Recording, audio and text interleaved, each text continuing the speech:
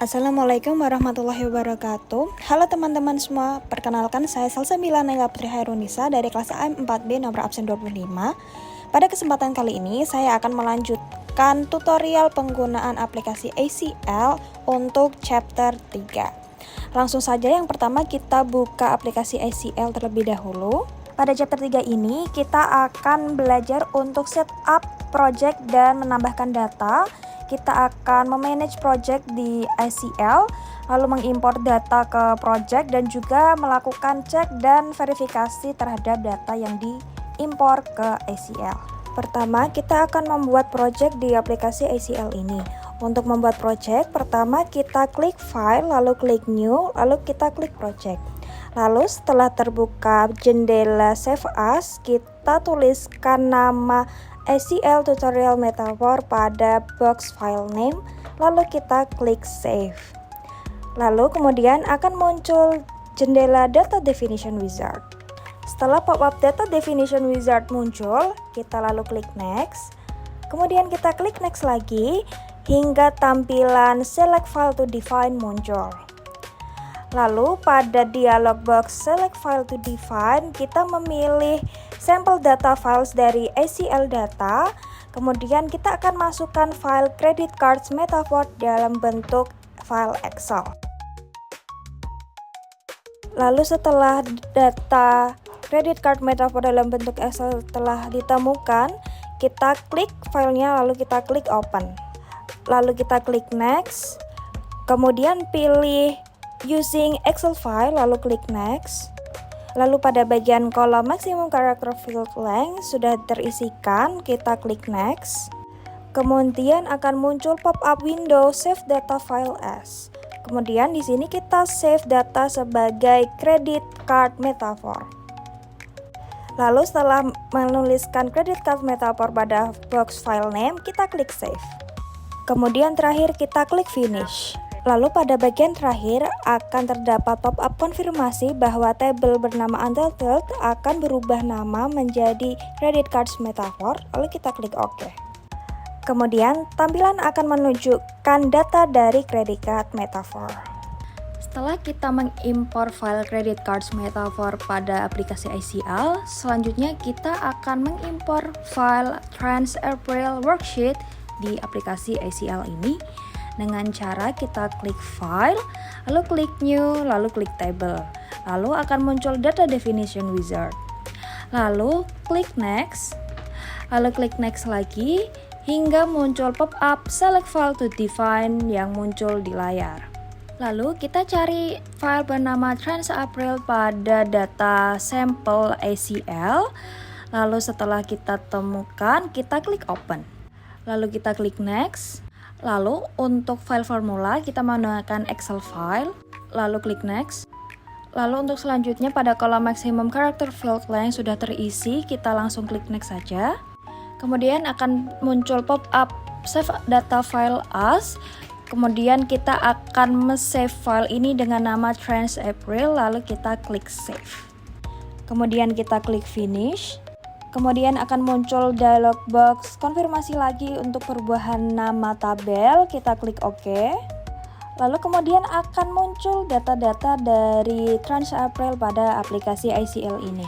Bisa dilihat pada data Trans April terdapat kolom card number, amount, transaction date, codes, customer number, dan juga description. Nah, setelah kita berhasil mengimpor data transapril.xls worksheet ke aplikasi ACL, selanjutnya kita akan mencoba untuk mengimpor file unacceptablecodes.txt di aplikasi ACL ini. Unacceptablecodes.txt memiliki dua kolom yang berjudul codes dan description, di mana data di file unacceptablecodes ini dipisahkan oleh tab characters. Untuk cara mengimpor filenya sendiri sama seperti langkah-langkah sebelumnya. Yang pertama kita klik file, lalu kita klik new, lalu kita klik table, kemudian akan muncul tampilan data definition wizard. Lalu kita klik next, lalu kita klik next lagi hingga muncul tampilan select file to define. Lalu kita cari file bernama unacceptablecodes.txt, klik open. Kemudian kita klik next. Lalu kita pilih yang delimited text file. Kemudian kita klik next. Kemudian akan muncul delimited file properties pada layar. Kemudian kita pilih tab di field separator column. Kemudian data akan menjadi dua kolom, yaitu menjadi kolom codes dan juga description. Masih pada jendela delimited file properties, kita klik centang pada box use first row as field name, sehingga pada bagian codes dan description akan dijadikan judul pada kolom tersebut. Kemudian kita klik next. Kemudian kita simpan datanya menggunakan nama unacceptable codes. Setelah itu kita klik save. Kemudian akan muncul jendela edit field properties.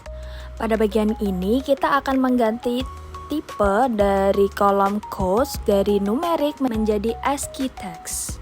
Kemudian kita berpindah pada kolom description. Kita juga akan mengganti tipenya menjadi ASCII text. Kemudian kita klik next. Kemudian kita klik finish.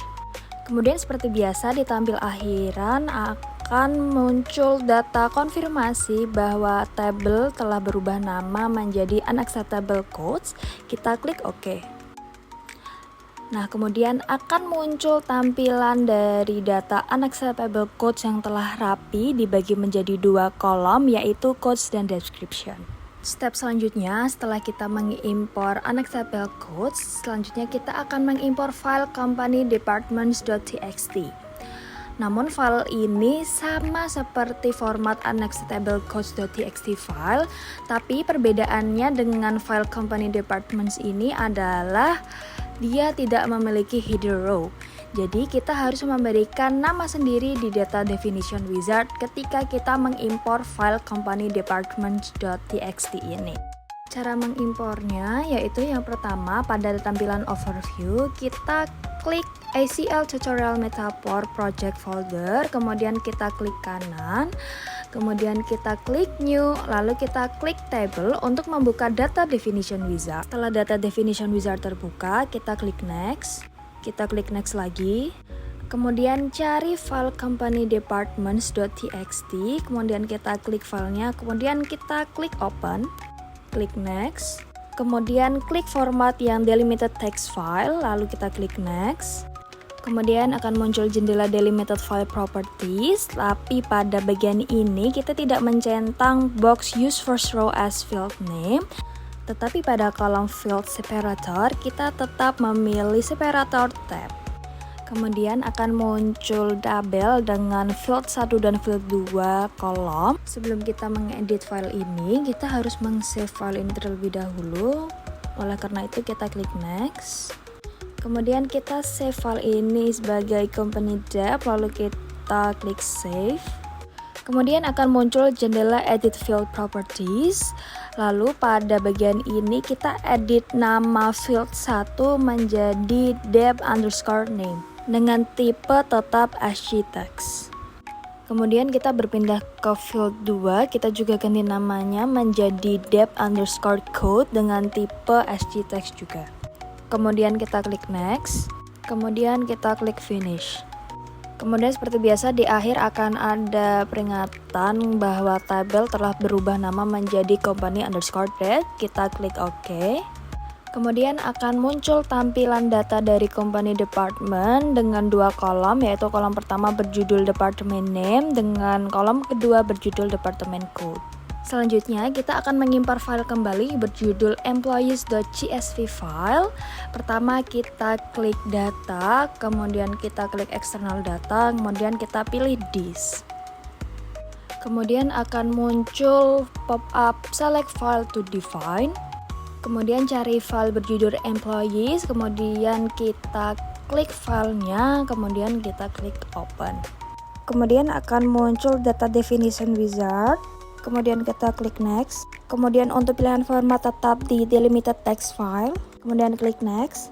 Selanjutnya akan muncul jendela delimited file properties dengan tampilan bahwa ada 7 kolom di bagian file employee ini.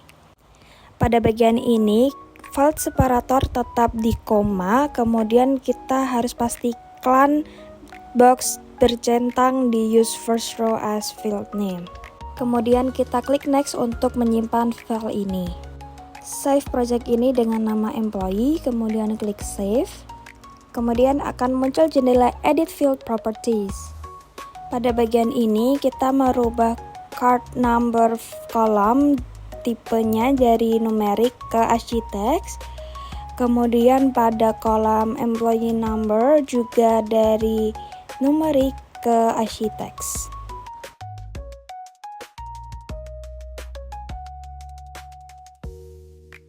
Lalu untuk kolom hire date, type-nya kita ubah menjadi date. Untuk kolom salary dan bonus, tipenya tetap di numerik. Kemudian kita klik next. Kemudian kita klik finish.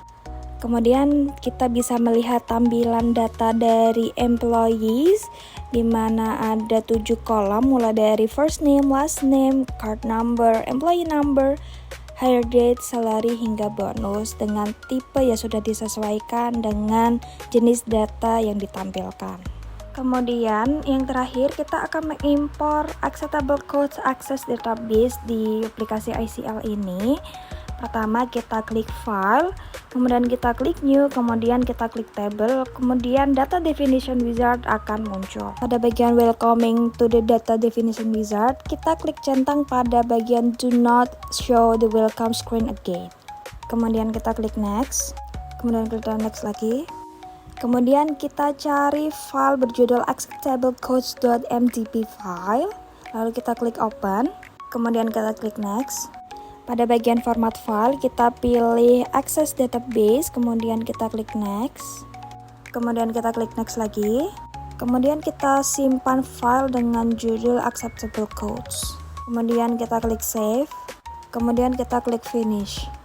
Kemudian akan muncul tampilan data dari acceptable codes di mana memiliki 2 kolom, yaitu ada codes dan juga description-nya. Nah, pada step terakhir kita bisa melihat pada bagian overview di bagian kiri tampilan project kita bahwa kita telah membuat atau mengimpor 6 tabel pada program ICL ini, mulai dari acceptable codes, company department, credit card submit for, employees, trans April hingga unacceptable codes. Kemudian agar project yang telah kita kerjakan tidak hilang, kita harus menyimpan project ini dengan cara klik file kemudian save project. Baik teman-teman, sekian tutorial pengerjaan chapter 3 pada aplikasi ICL. Sampai bertemu di chapter 4. Wassalamualaikum warahmatullahi wabarakatuh.